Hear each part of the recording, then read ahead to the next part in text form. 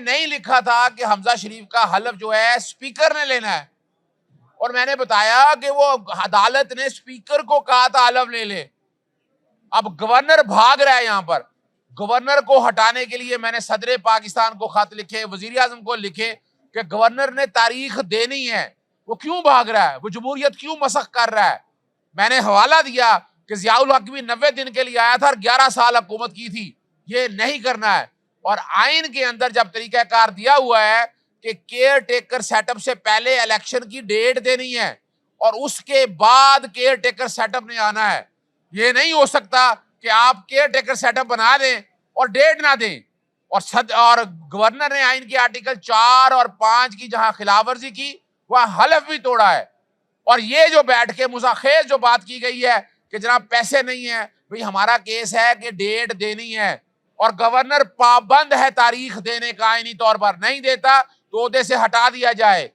और उसके अलावा जो ये एक बड़ी अजीब सी मंतक पेश की कि जनाब कौमी और सूबाई असेंबलियों के इलेक्शन एक ही दिन होने चाहिए, लफ्ज सिंगल पोल का डिवाइड बताया गया है। वहां अदालत को बताया कि वहां लफ्ज असेंबली हुआ है।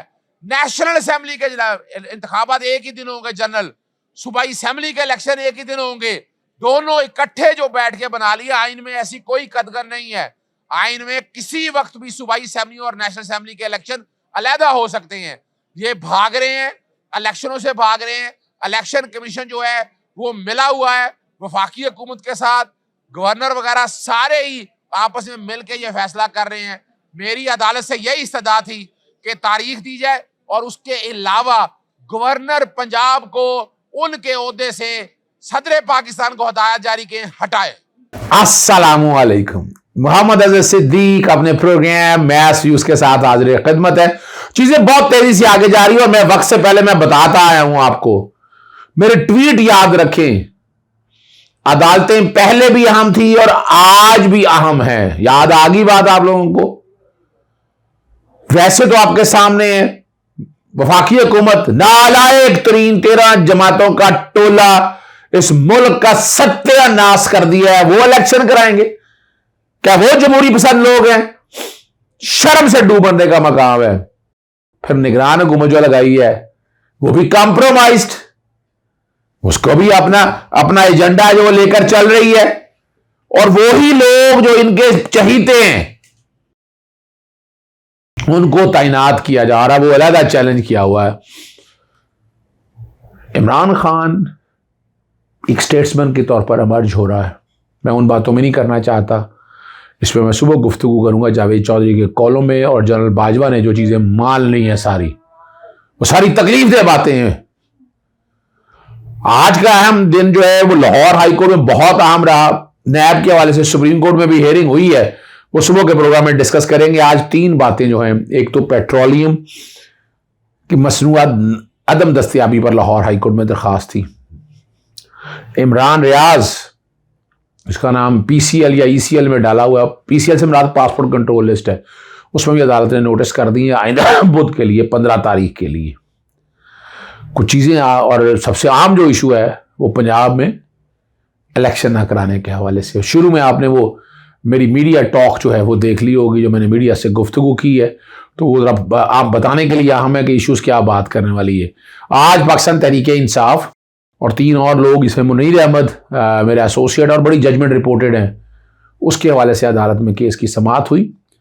इलेक्शन कमीशन के वकील और गवर्नर के वकील ने अपनी, पहले मैं वो बता देता हूँ कि उन्होंने अपनी जो बातें कहनी थी वो जो कही हैं और जो कोशिश की है, मैं तो मिसलीड का लफ्ज़ इस्तेमाल करूँ तो गलत नहीं होगा, पर चलें छोड़े, इन चीज़ों की तरफ नहीं पढ़ते हैं। इलेक्शन कमीशन को ये फिक्र थी जनाब इलेक्शन इकट्ठी होनी चाहिए। आज नई इख्तरा the section 57 of the election act, background पे वो चल रहा है section 57 of the election act चल रहा है। और 57 सेक्शन जो है ना, उसकी इश्तरा को लेके आर्टिकल 69 के साथ मिलाना आप बेसिकली कि जनाब 1 पोल की बात हुई है असेंबली के। वो मैंने फिर उन्हें समझाया कि वो 1 पोल से क्या मुराद है। मैंने फिर समझाया उन्हें। वैसे चलें वो बाद में बताते हैं। चलें, उन्होंने कहा जनाब नेशनल असेंबली और सूबाई असेंबली को अच्छा ये। फिर जनाब वैसे पहले IG भी पेश हुए, चीफ सेक्रेटरी भी पेश हुए। उन्होंने कहा जी आर्टिकल 220 के साथ वो इलेक्शन कमीशन की मुआवनत करने के लिए तैयार है। जो भी इलेक्शन कमीशन कहेगा हम उन अहकामात पर अमल दरामद करेंगे, ये उन्होंने कहा। और एक एक चीज़ वो सारी सामने रख दी उन्होंने। और भाई अच्छे रहे, उस्मान अनवर से प्यारा बहुत ज़्यादा दोस्ती आ रही है हमारी, अच्छे लगते हैं मुझे भाई। वो इतराज़ अपनी जगह उनकी अपनी शख्सियात के हवाले से, लेकिन I like that officer. Chief secretary साहब भी आया, उन्होंने भी आके आइन का आर्टिकल 220 बैकग्राउंड पे चल रहा है वो पढ़ा। आइन का आर्टिकल 220 वो बैकग्राउंड पे चल रहा है वो पढ़ के बताया, और दोनों अंडरटेकिंग देकर अदालत से चले गए। इलेक्शन कमीशन ने कहा कि जनाब हमने मीटिंग बुलाई, खत लिखा, पैसे नहीं है, वो 40 अरब या 60 अरब रुपया नहीं है हमारे पास इलेक्शन कराने के लिए। फिर साथ उन्होंने जी लॉ एंड ऑर्डर नहीं है, पाकिस्तानी फ़ौज ने इनकार कर दिया, अदलिया ने इनकार कर दिया ऑफिसर देने के हवाले से।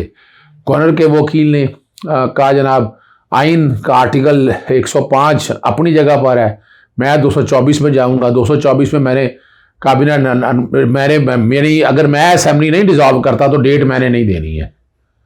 अब ये एक अनोखी इख्तरा जो है ना उन्होंने रखी आर्टिकल 105 के हवाले से। और अली जफर साहब ने पूरे आर्गूमेंट अपने कंक्लूड किए कि नहीं, आइन की मंशा ये है।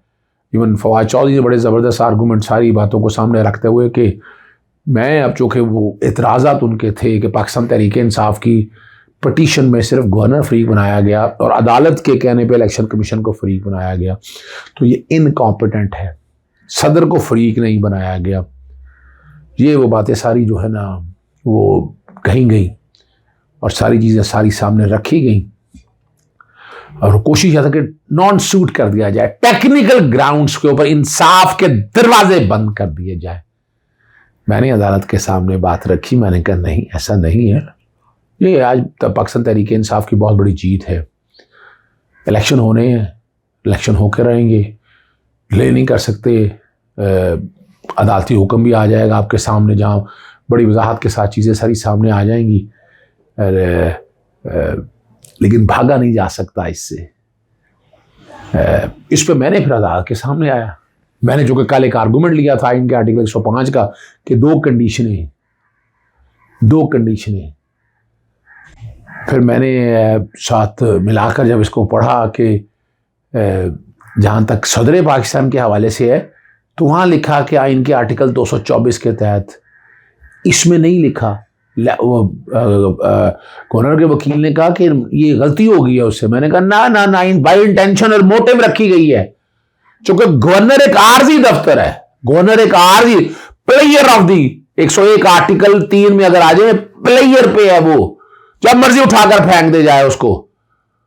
और जो कि सदर पाकिस्तान एक मुस्तकिल होता है, 5 साल के लिए सदर ने आना है तो सदर को तो निकाला भी नहीं जा सकता, इसलिए सदर को वो इख्तियार दिए हैं कि सदर आइन और कस्टोडियन है आइन पाकिस्तान 73 का।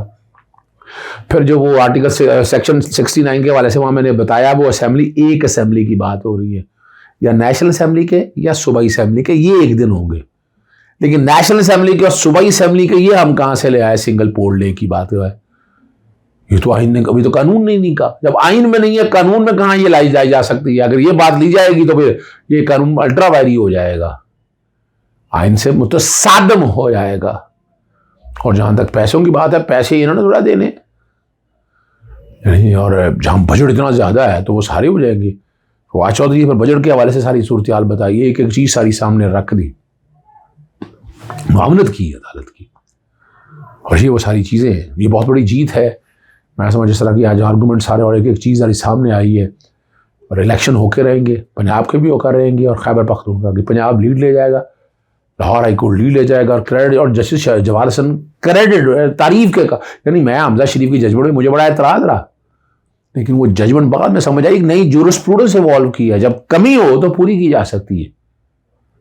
तो ये भी पॉइंट मैंने अब ऑलमोस्ट अल्लाह ताला का शुक्र है ये भी सारा कुछ सामने रख दिया और एक एक चीज़ सामने वजाहत के साथ मैंने अदालत के सामने रखी है। अल्लाह ताला आसानी रखे जी। बहुत बड़ी कामयाबी है जी कि ये आपको जैसे भी तफसीली फैसला आता है तो आप लोगों के सामने आ जाएगा। दूसरा था पेट्रोलियम, यहाँ तेल नहीं मिल रहा है, यहाँ पर शॉर्ट हो गया है। पता है तेल की कीमतें बढ़नी है तो लोगों ने तेल ज़ख़ीरा करना शुरू कर दिया है और ये जुर्म है बहुत बड़ा।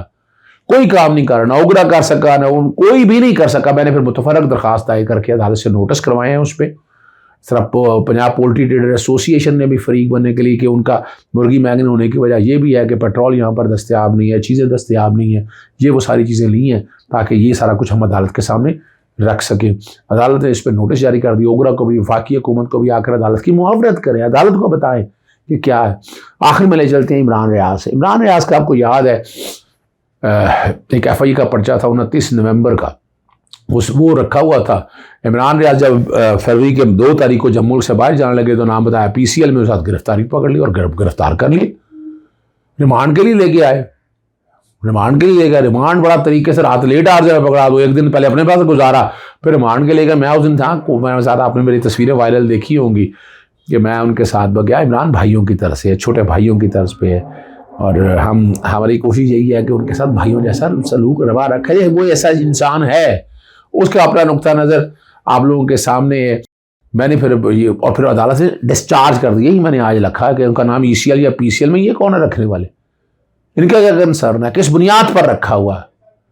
अदालत ने इस पर नोटिस वफाकी हुकूमत को, मिनिस्ट्री इंटीरियर को और DG पासपोर्ट कंट्रोल को, पासपोर्ट एक्ट 1974 के तहत ECL के नाम को सामने रखते हुए ये कैसे रख सकते हैं, ये तो नहीं रख सकते ना, ये कौन होते हैं रखने वाले। अदालत ने डिप्टी अटॉर्नी जनरल को नोटिस जारी किया, हुकूमत ने तमाम को नोटिस जारी करके बुध के लिए आइंदा 15 फरवरी के लिए समाअत रखी है। और अदालत ने कैसे पहले बड़ी वजाहत, अब ऐसे बिला वजह नाम तो रख नहीं सकते, ये राइट टू मूव है, फंडामेंटल राइट है, फंडामेंटल राइट की अपना प्रोटेक्शन करनी है अदालतों ने। अदालतें इंसाफ की कस्टोडियन है जी, बिल्कुल ऐसा ही है जी। और ये भी जैसे जवाद हसन के पास, अल्लाह ताला ने ज़िंदगी और सेहत दे, बहुत बड़े जज हैं। इजाज़त चाहता हूँ, अस्सलाम वालेकुम, अल्लाह हाफिज़, पाकिस्तान जिंदाबाद।